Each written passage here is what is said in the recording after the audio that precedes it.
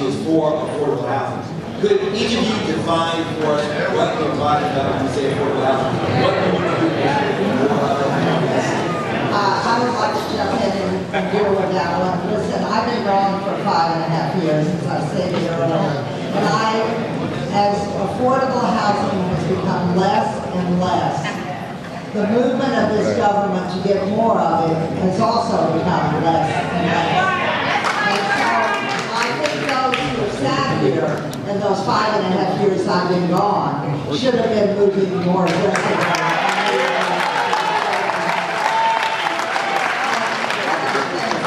Bring back public housing, and if we can't get ourselves to be part of it, we'll do it ourselves. And what we'll do is we'll make sure, and I'm talking about, you're saying, what are you talking about affordable housing? Public housing is the 30% and below of the AMI. So we're talking about really people that are practically at the poverty level. And we need to be able to give them decent housing and also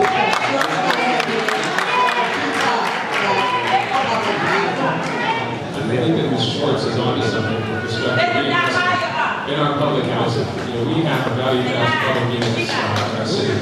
And there are by any measures up to 600 that are vacant or not utilized. And why is that important? It's important because we have a homelessness crisis which is crushing our city.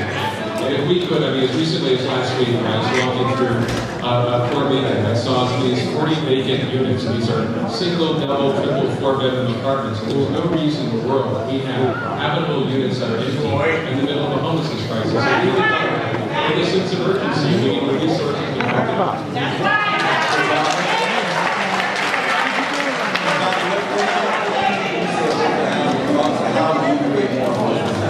Well, we know that affordable housing, what the target is that no person should spend more than 30% of their income on housing.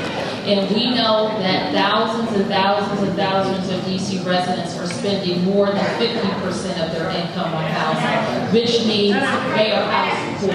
And so that is the definition of affordable housing. I would do several things. The first thing that I would do is commit to $100 million every year, sustainable.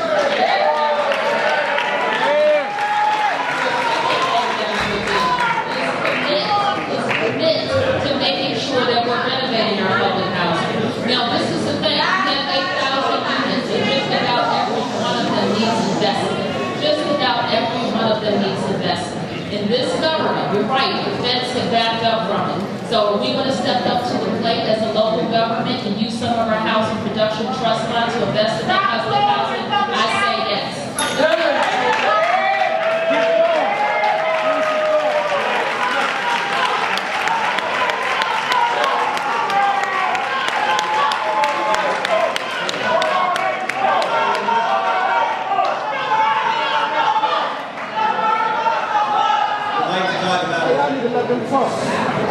Who you gonna vote for?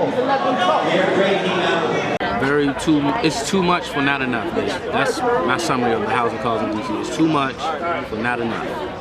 They want too much for not enough. Check the landlords. Yeah, slumlords are out here. Because they getting paid for nothing. For poverty. They're getting paid for poverty, basically. I have a crawler.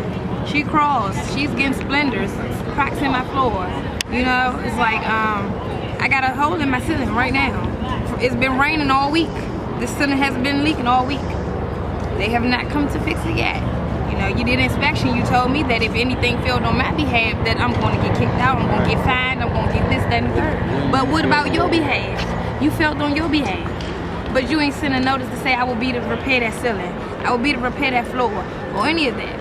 And I just got to sit back and, it is what it is. Because I already reported to you, then I report to the staff over you, They in the same, they trying to help each other out. They in cahoots. You want me to pay all this money. And I live in a but 4 people got neighborhood killed where this people week. get killed in front of my house and things of that nature. This night, it ain't even a safe neighborhood to live in, but you My want to charge me children arm and witness people leg. get shot on this You street, want to charge but me I arm gotta, and leg to you know, live here. I'm living from check to check to live here, And I but got I dodge can't bullets to guarantee get my to my safety. front door. Exactly. You know? Or I can't even sleep at night because you got people just out and about in your neighborhood. They don't even supposed to be in your neighborhood. You know, you're not serving, protecting, and serving me, but you demanding your money. You want to re-sign the lease every year, but you're not even guaranteed that I'm going to survive in your neighborhood or on your property.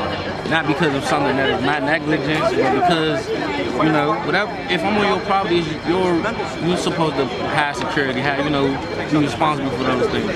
I shouldn't be getting hit by stray bullets or, drug dealers shouldn't be able to walk You through don't my want to have parking lot. security to watch out after Exactly. us, but you want our money.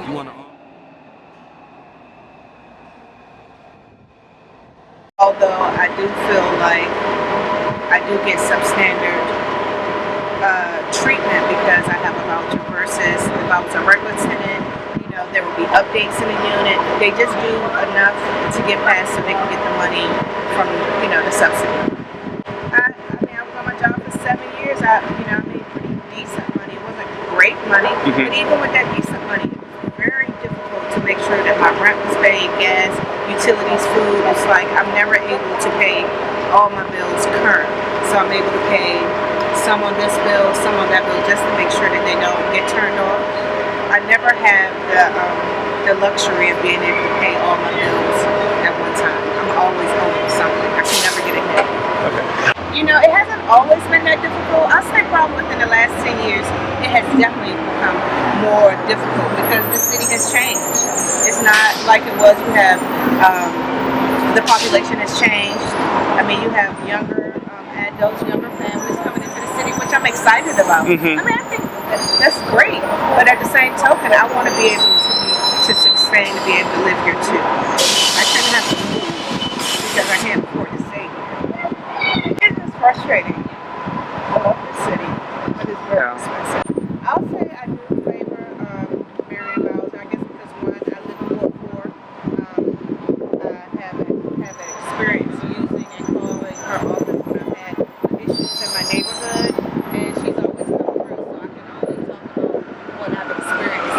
And she's always been able